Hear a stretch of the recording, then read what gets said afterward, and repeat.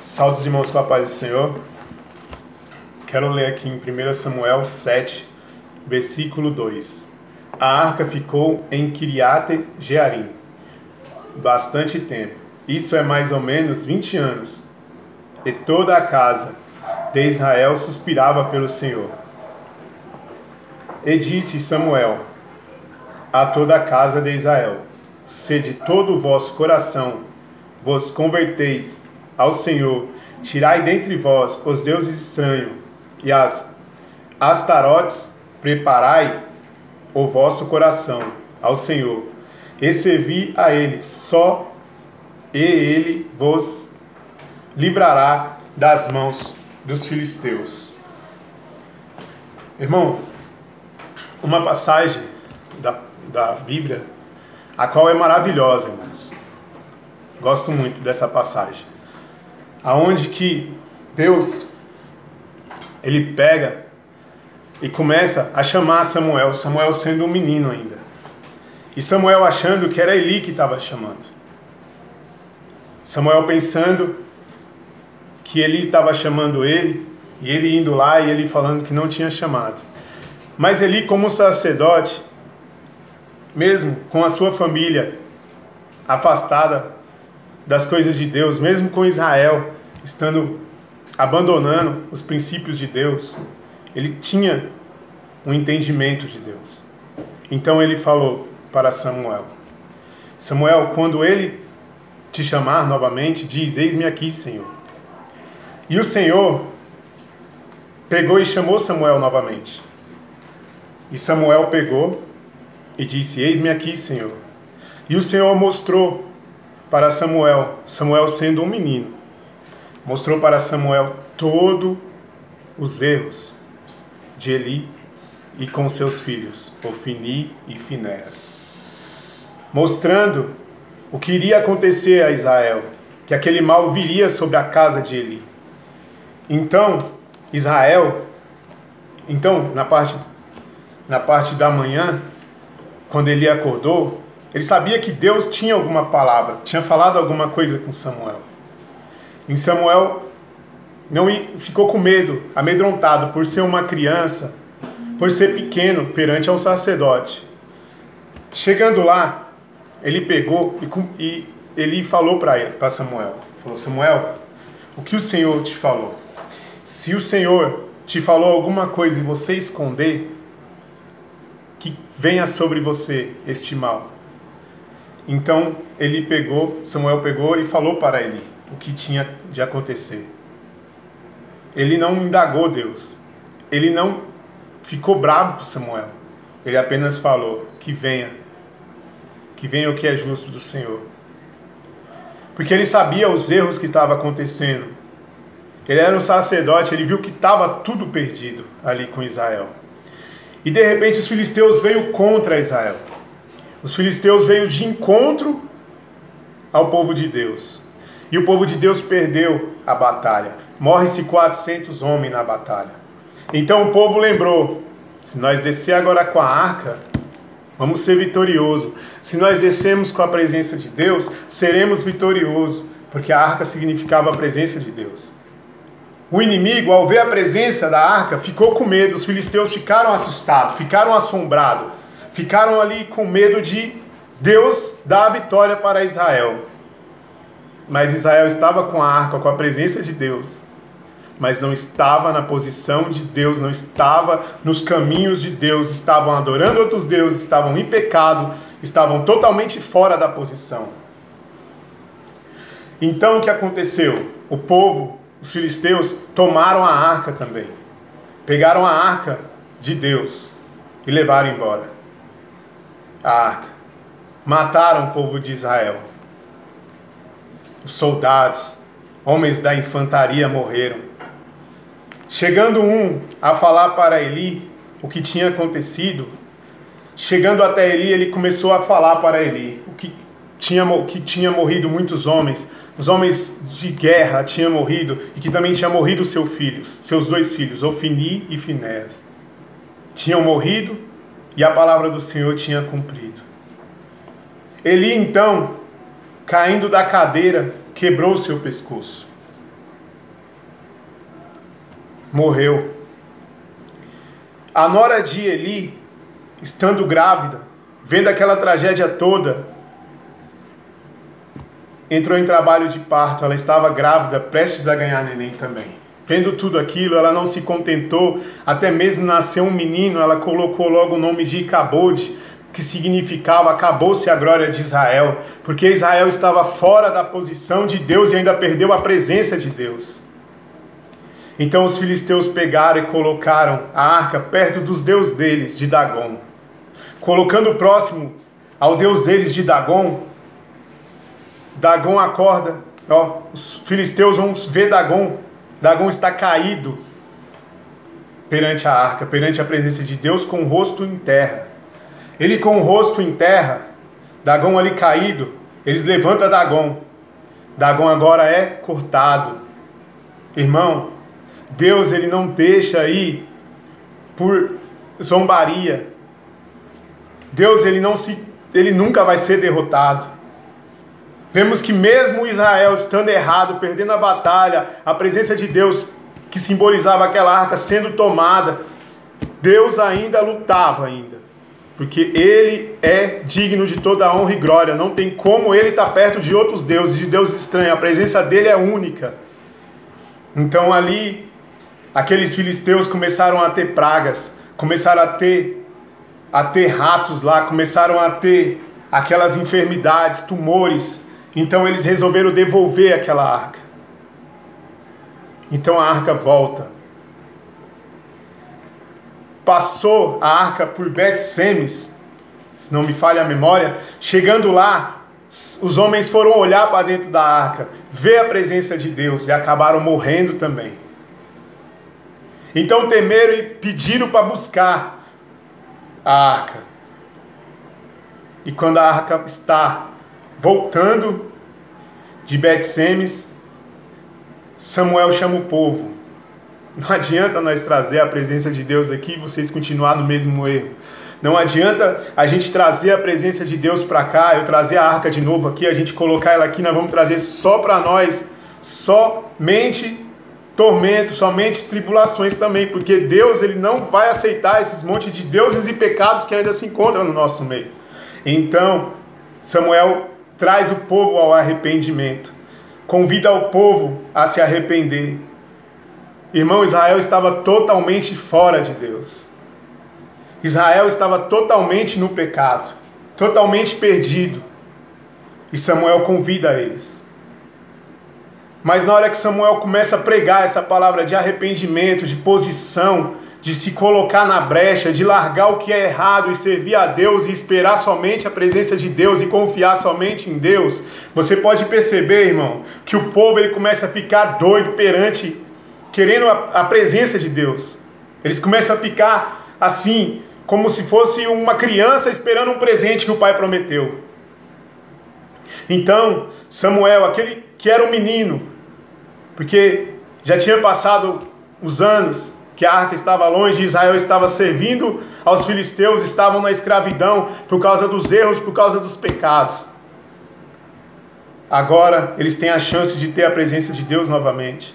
Agora eles têm a chance de estar próximo de Deus novamente. Então, vem a arca de novo.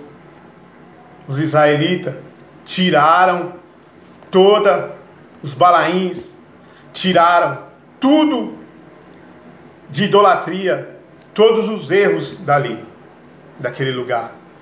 Se voltaram para o Senhor. Se colocaram na posição. Vê essa história, irmão. Começa a meditar em tudo que eu falei aqui de novo. Começou a derrota por causa do pecado. Foram escravos por causa do pecado. Foram envergonhados por causa do pecado. Perderam a presença de Deus por causa do pecado. Perderam família. O sacerdote morreu por causa do pecado. O nascimento de uma criança não foi felicidade por causa do pecado. E de repente você vê, irmão, o povo voltando para Deus. O povo se aproximando de Deus. O povo se achegando a Deus.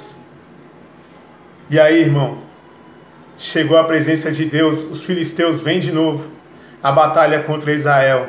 E aquela vez agora, irmãos, é vitória do povo de Deus. Os israelitas vencem a batalha, saem da escravidão, porque eles se consertaram, eles se arrumaram na presença de Deus. Então aquela palavra que saiu colocando sentenças na vida deles, que era o pecado, eles largaram, eles começaram a servir ao Senhor.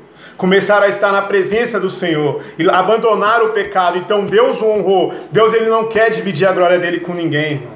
Deus, ele não divide a glória dele com ninguém. Somos instrumento na mão de Deus. Você é um instrumento na mão de Deus. Mas a honra e a glória sempre será do Senhor Jesus. Sempre será de Jesus Cristo.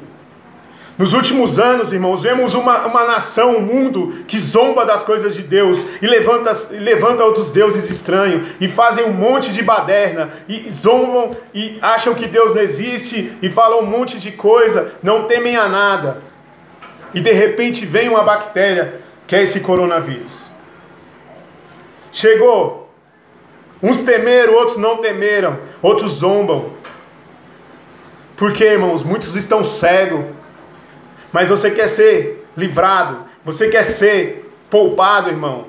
Creia, irmão, creia somente que Israel venceu porque ele abandonou os erros, porque eles só serviram ao Senhor. E você, irmão, eu convido você nessa tarde, irmão, a se colocar também nessa brecha. Cada vez mais, irmão. A eu me colocar nessa brecha, porque a palavra, irmão, é como as Escrituras diz, a mesma palavra que corta aí, corta aqui também. Irmão, nenhum mal chega à nossa tenda, mas à tenda daqueles que estão na presença de Deus. Quando foram matar os primogênitos, com as pragas no Egito, que os primogênitos iam morrer, aquele que tinha o sangue do cordeiro, os primogênitos não morreu, aqueles que zombavam, que achavam que não ia acontecer, morreu, mesmo sendo israelita, mesmo estando ali, sendo escravo, mas não creu, morreu. E todos os primogênitos do Egito também morreram. Irmão, a palavra diz para nós que se o povo se humilhar, se o povo clamar, então Deus ouvirá do céu e sarará a nossa terra, sarará a nossa vida. Se você vê o começo da criação do homem, o homem foi criado do pó da terra. Quem é a terra, irmão? Deus vai salvar e vai curar quem? Se nós se arrepender de todos os nossos maus caminhos, se converter a Deus, andar no caminho do Senhor, a gente será sarado por Deus, a gente será liberto, como acabamos de ler aqui, irmão. Samuel dizendo: se nós se arrepender do nosso coração, santo, irmão, não vai dar para ser. Eu começo a ler a história de Davi, irmãos. Eu fico emocionado também com a história de Davi quando eu começo a lembrar. Um homem que Jesus veio da descendência dele. Um homem aonde que Jesus ainda citava algumas coisas, né? Todo mundo falava, esse aí é o filho de Davi. Aí você pode ver que Davi ele errava, Davi ele pecava, cometeu adultério, cometeu homicídio, até trapaceou colocando o marido da mulher lá, porque eu não me recordo agora a memória, não veio a memória agora, para ir à frente da batalha, para morrer, para ele ficar com a mulher do rapaz. Mas toda vez ele sempre se jogava na mão do Senhor, ele sempre ia buscar a misericórdia do Senhor. No Salmo 51 ele fala, não arranque de mim o teu Espírito Santo. Sempre Davi estava ali, voltado para Deus, porque ele sabia que a misericórdia do Senhor era grande com a vida dele. E a mesma misericórdia ainda maior agora, com o véu do templo rasgado, irmão, com você tendo acesso a Jesus. Continua melhor agora o acesso à misericórdia de Deus. Temos o Espírito Santo para nos auxiliar, para nos ajudar, para nos preparar para encontrar com Cristo. Temos o Espírito Santo para administrar a nossa vida, para nos ensinar a orar, porque eu mesmo não sei orar, eu mesmo não sei conversar com Deus, eu mesmo não sei pregar, eu mesmo não sei fazer nada sem o Espírito Santo de Deus, eu não consigo ir para lugar nenhum. Então, irmãos, hoje nós temos uma bênção na nossa vida. Eu me lembro, irmão, quando a gente era mais novo assim, que eu via muitos irmãos passando prova, e quanto mais prova, mais o irmão estava próximo de Deus. Nessa época agora mesmo da Convite 19 aí, Irmãos, você vê muitas pessoas se achegando a Deus também, novamente. Muitas pessoas reconhecendo Deus. Até um tempo atrás mesmo a gente escutava vários bairros que estavam fazendo aquele louvor do Fernandinho. Bênção de Deus. Mas, irmão, temos que louvar o Senhor, mas temos que estar com o nosso altar preparado para receber o Senhor. Temos que adorar o Senhor, mas nós temos que preparar a nossa vida. Irmão Eduardo, temos que ser santo? Não vamos conseguir, irmão, infelizmente. Mas temos que buscar a santidade todos os dias, reconhecer os nossos pecados todos os dias, pedir para Deus nos ajudar a desviar do pecado todos os dias. Tirar a preguiça, como diz no livro de Provérbios, vai ter formigas, ó preguiçosos. Então, irmão, ter preguiça, tirar a preguiça da nossa vida, não ter preguiça, irmão, preguiça também é pecado. Tem preguiça de orar, tem preguiça de ler a Bíblia, tem preguiça, irmão, de tudo. Isso também é pecado. Isso também afasta o crente de Deus. Vamos estar na posição, irmãos. Amém? Eu agradeço a oportunidade. Não vou tomar mais tempo, não.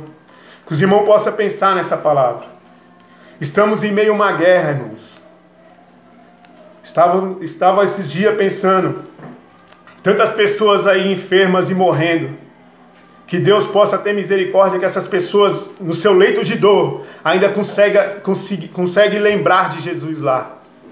E como aquele bandido, aquele ladrão que se encontrava na cruz, ao lado de Jesus, eles possam reconhecer a grandeza de Deus, reconhecer os pecados e pedir misericórdia para estar com Cristo. Porque eu não creio, irmãos, que todos que estão morrendo sem conhecer a Cristo estão morrendo e partindo para a condenação eterna. Eu não creio, irmão. Eu creio num Deus misericordioso. Onde eu estava até conversando um tempo atrás com o irmão João, eu falei assim, por menos mal, irmão. Não vou falar que essa doença é bênção, não. É do mal. É coisa horrível. Coisa triste. Mas, irmãos, menos mal, ela não mata assim, ó. Que muitos não estariam preparados. Ela ainda dá um tempo ainda para você se cuidar ali, para você se aproximar e ter a chance de reconhecer a Deus, como aquele ladrão reconheceu. E o outro também teve a chance de reconhecer, pois estavam um do lado e outro do outro de Jesus. Um reconheceu e o outro não. Começou a zombar, tira nós daqui então.